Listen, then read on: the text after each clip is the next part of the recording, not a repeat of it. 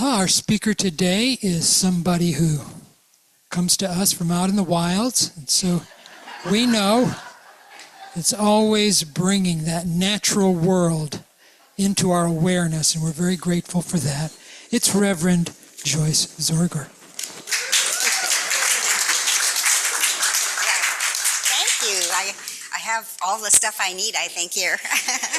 Oh my gosh, I love the music that Emmylou Harris. I always have loved country music, and especially the old kind, not necessarily the later ones. Am I turned on? Is this working? I'm wearing a different device here, so I have to get used to that. But anyway, I've got some stuff here. I hope I have some stuff here that I wanted to share. There was a book. Oh, it's behind my chair. Okay. Thank you, Christina. Yeah, it was something about the Olympics, and I've been watching that. You probably have too. I'm really I enjoy the women's swimming and the gymnastics. Thank you. And I was reading this, my latest copy of this First for Women that I received yesterday, and it was about Dara Torres. And she says that Dara Torres, 57, had the longest career of any Olympic swimmer, winning 12 medals, including 4 gold. And says you won 3 silver medals in 2008 at the age of 41, shortly after giving birth to your daughter. Can you imagine that? I've had 3 daughters, and I can't imagine doing that. How did you find the drive? People were saying how great it would be if I made the team and how they wanted me to represent middle-aged women. Middle-aged women at 41? I mean, I don't think of middle-aged women at 41. I was rather offended by that. But anyway, I go on to say, she says, but I thought, can my body do this? Once I got the negative thoughts out of my head, how important that is, I told myself I'm going to show 40-year-olds can do it too, and I'm going to do it for my daughter, Tess. Maybe it was a pregnancy thing, but my joints felt looser and I was able to put on muscle. When people said I couldn't do it, I thought, how dare they? It fueled me, and I learned about myself, and I could turn negatives into positives. I like that. I read this at breakfast this morning, and I thought, I'm going to share this with you all. Anyway, I had something else I wanted to share. My talk today is on listening, as the wonderful Unity newsletter said it all, and also listen to Jocelyn too. She read a beautiful inspiration. This is very, whoops. I hope that this is not going to disturb my talk. I can blame it on that. Okay. Anyway, this is, I have to read, I have this to read to you, because it really applies to listening and how important listening is. And so this is about Morris. He's an 82-year-old man, and he went to the doctor to get a physical. A few days later, the doctor saw Morris walking down the street with a gorgeous young woman on his arm. A couple of days later, the doctor spoke to Morris and said, "You're really doing great, aren't you?" Morris replied, "Just doing what you said, Doc. Get a hot mama and be cheerful." The doctor said, "I didn't say that. I said you've got a heart murmur and be careful."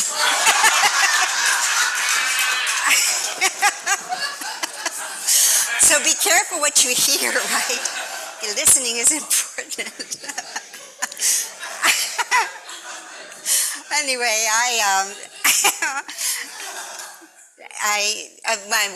what I wanted to share about paying attention and how important it is that we focus our attention on the person that's speaking and avoid distractions. Sometimes that can be hard to do in our world today.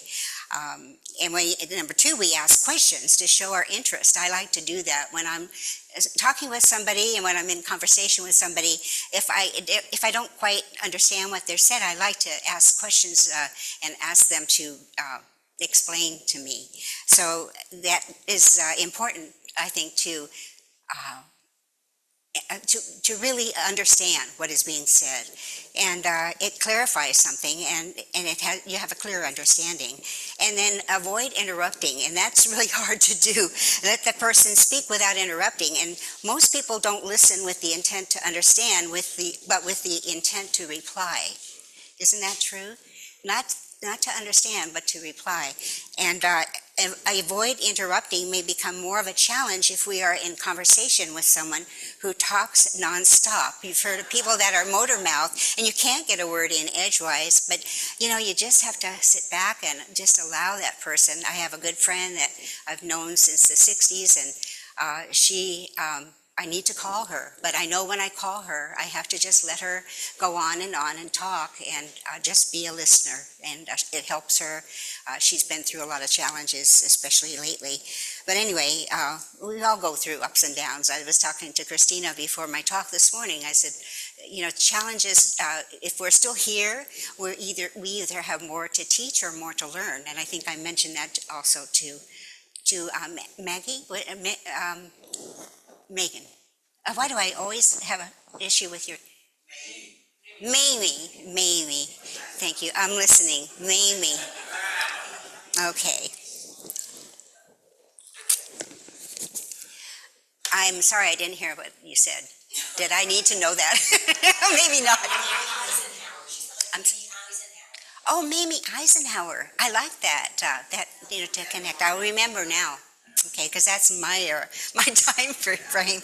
Right. I was at Silmar. I was there for a week and had just a wonderful time. And the day before I was to go back home, this was Thursday, I came home on Friday, I was at lunch and sitting around the table, and everybody was chatting, and they were all, I don't know how many people were listening to whatever being said, but it was an interesting group of people. And to my right was my girlfriend that I drove there with, and she and I were roommates, and she was involved with talking to the person on her right. And there was a man to my left that was very quiet. He hadn't said anything through the whole lunchtime. And so I turned to him, and I started talking to him, and he was so interesting. And just we talked and talked. Before I knew it, we were practically the only ones left in the room. And he shared a book with me that he wrote. It's called The Spiritual Awakening of H. And this is a fascinating book. And he said that he had been going to a Silmar since 1985. And it was such a spiritual awakening for him that it just totally changed his life. And he wrote in this book, when he gave this to me, he found me and gave it to me. He had it, where is it? Maybe it's on the front page. Of course, I'm It says, Silmar 2024, Joyce, a gift for you. Be happy always. Ramanda, and he changed his name, legally changed his name to Ramanda, and because his name was Howard, and that's where the H came from, a spiritual awakening of H. And he was just a kind of an interesting person. And what really impressed me was that he said he lost his wife after 5 years of marriage and raised their 2 children together, and and at that I was impressed by that. So anyway, that was an interesting experience of listening, because he had a lot to share, and he was quiet during the whole lunchtime. But during that time when I started speaking to him, he had so much he wanted to share, so much to say, and that was a gift to me to hear his story. I like to listen to people's stories.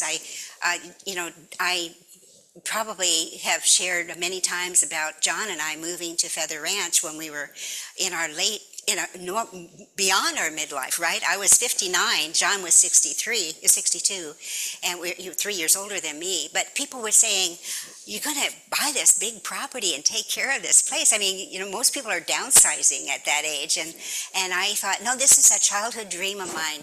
And it was an opportunity for it to come true, because I've always wanted to have property where I could have my animals, my horses.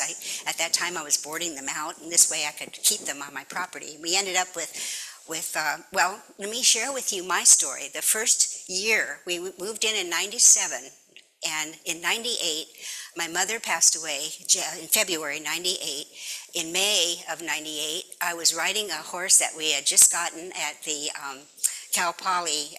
It was the equine program there. They were selling horses at auction. I bought this little filly, 2-year-old filly.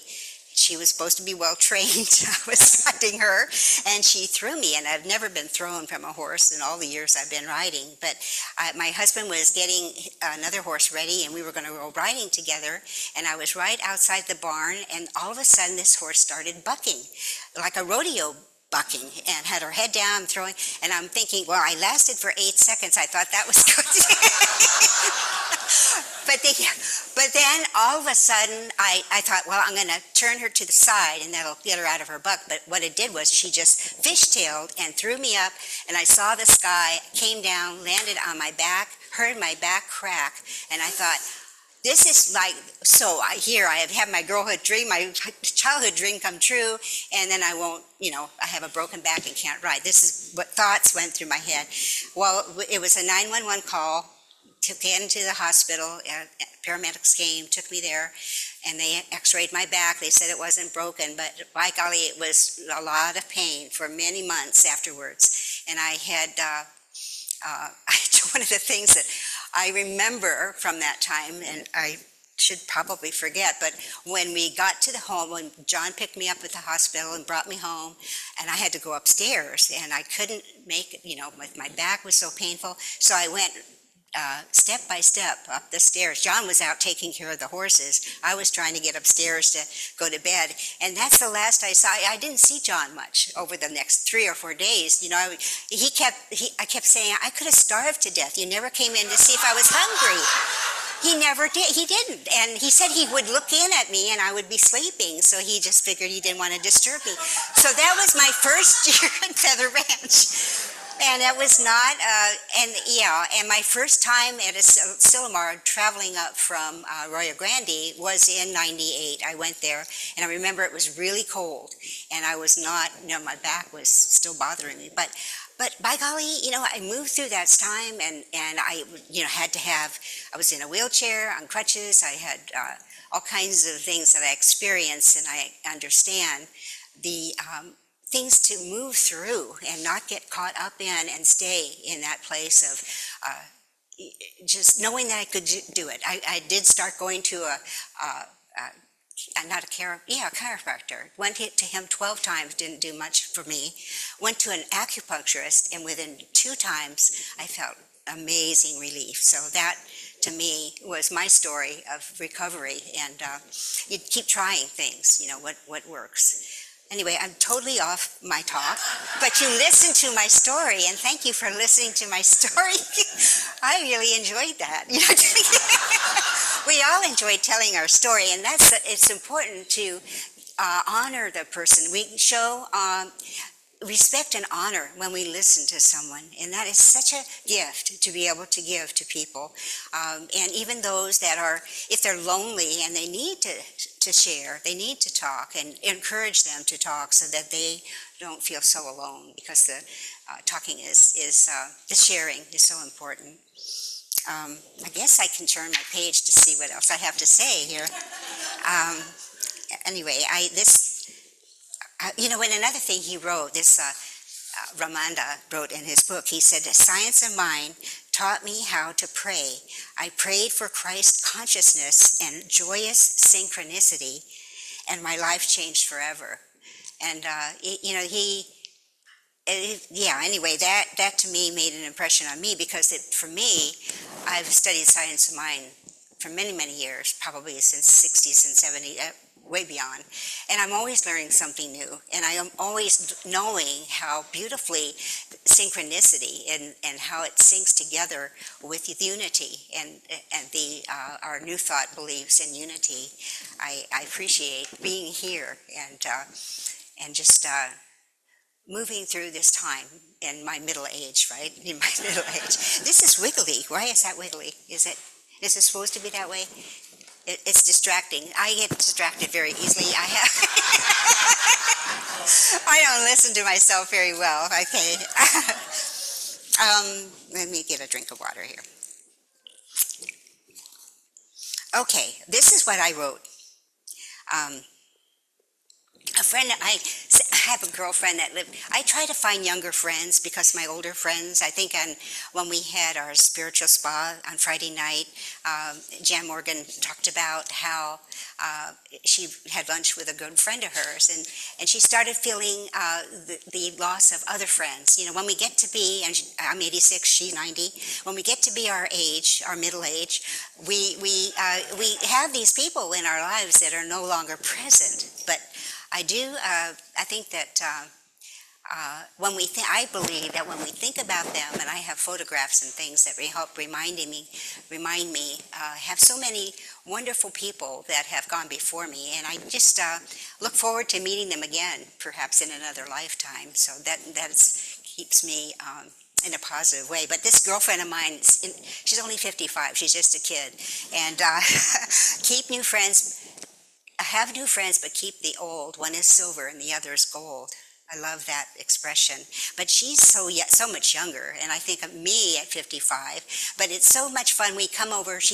We have a Modelo, a low alcohol Modelo on the porch. I say, come over and have a Modelo and let's get mellow.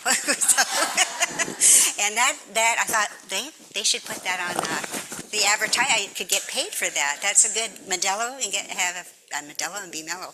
But anyway, we sat on the porch, and I was telling her about my talk about listening, and she said, Joyce, she says, having someone say to me, I hear you, is even more important than having them say, I love you.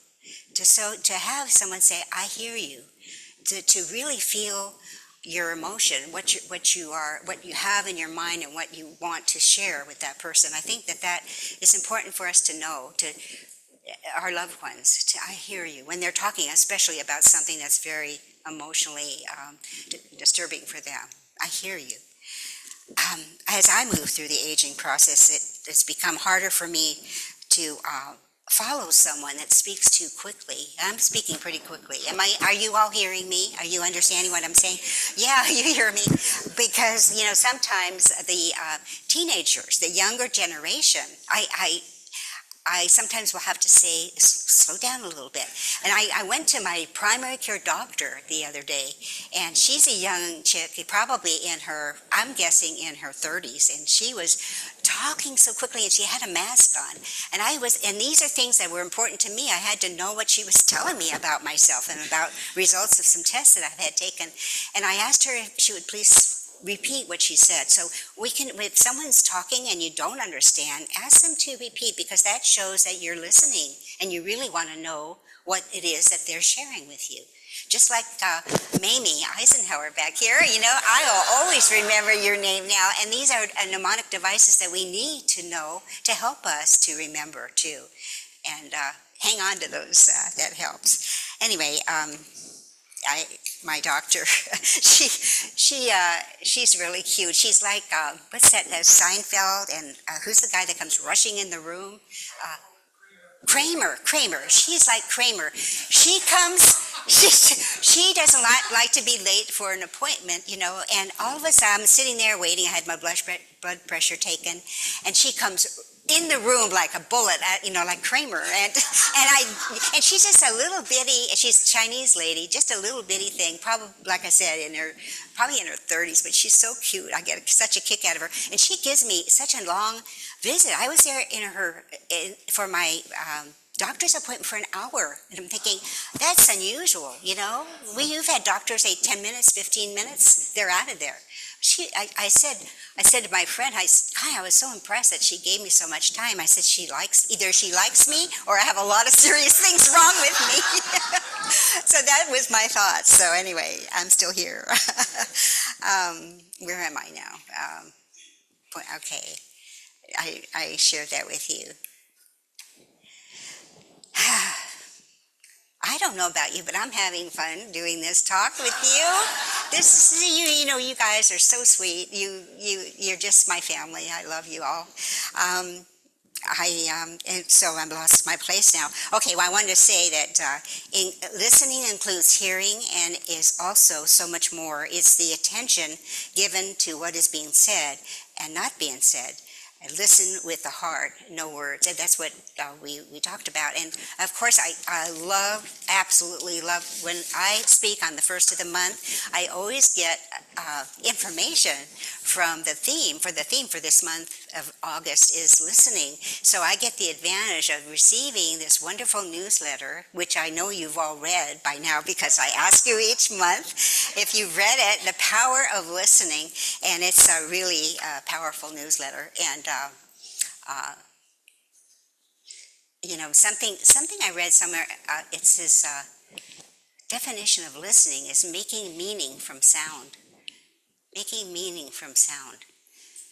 I walk my property and I hear the birds and the wonderful noises of nature, and just that relaxes me so much. I just so enjoy being out in nature, and I want to get to the beach because the waves, being up at a Silomar and going down to the beach and walking along the beach is really refreshing, and we're so close to the beach. So take advantage of that. It's just such a blessing to be close to the beach and breathing in that fresh air.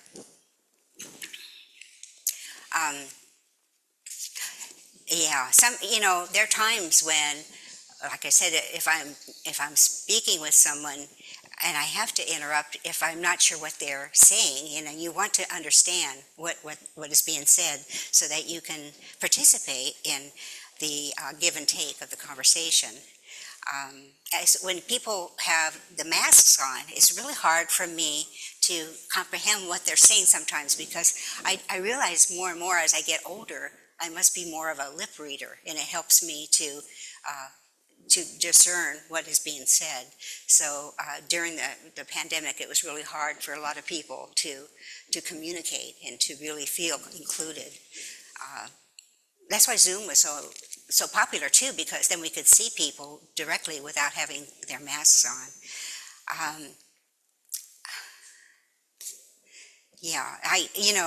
I wrote down here, as we move through the aging process, processing the spoken language may become more of a challenge when spoken at warp speed. I find that younger generations have a tendency to have a rapid-fire delivery way over the speed limit, just like the freeway driving is now. I've been a good driver all my life, but I get on the freeway when I'm driving to Silomar, and I'm driving 75, and people are zooming on past me. And this is a faster-paced world these days, and I just have to adjust to that and know that this is where meditation is so much more important, to be able to quiet our minds, bring our blood pressure down, and be in that place of peace that passes all understanding. Okay, so I'm almost done. I have one more page to go here, and this thing keeps wiggling. It's distracting me, but I'll keep my mind on this. Okay.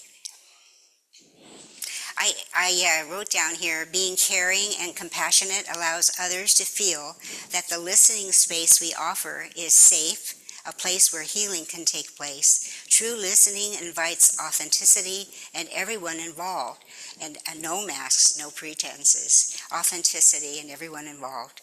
Wholehearted listening is perhaps the greatest gift we can give to another person, as well as to ourselves.